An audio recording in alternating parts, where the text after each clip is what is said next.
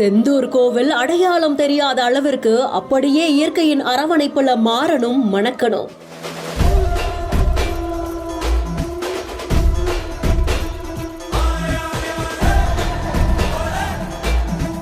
Ton கணக்கில் மூட்டை மூட்டையாக கொண்டு வரப்பட்ட பொக்கிஷங்கள்.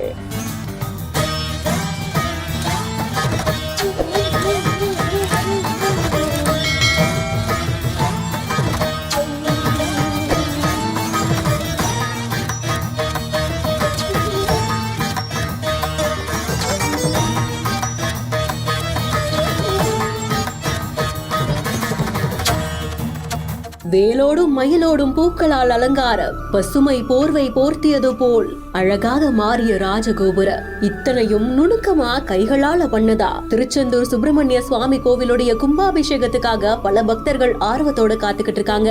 இன்னும் ஒரு நாள்ல அந்த பிரம்மாண்டம் கண்ணு முன்னாடி நிற்க போகுது. பல லட்சம் பக்தர்கள் கலந்துக்குவாங்கன்னு எதிர்பார்க்கப்படுற இந்த குடமுழுக்கு விழாவுல வண்ண தோரண அலங்காரத்திற்காக பழங்களும் பூக்களும் டன் கணக்குல இறக்கப்படக்கூடிய காட்சிகள் தான் வெளியாகி இருக்கு. பணியாளர்கள் ஒன்றோட ஒன்ற ரொம்பவும் அழகா நுணுக்கமா பிணைந்து கண்ணை கவரும் அலங்காரத்தை தயார் செஞ்சுட்டு இருந்திருக்காங்க.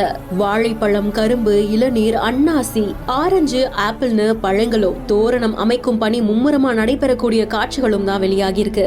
யாகசாலை, சண்முக விலாஸ் மண்டபத்துடைய முகப்பு, ராஜகோபுரத்துடைய மேற்கு வாசல் முகப்பு, கோவிலோடைய பல இடங்கள்லயும் இந்த தோரண அலங்காரங்கள் கண்ணை கவரும் வகையில காட்சி அளிக்குது.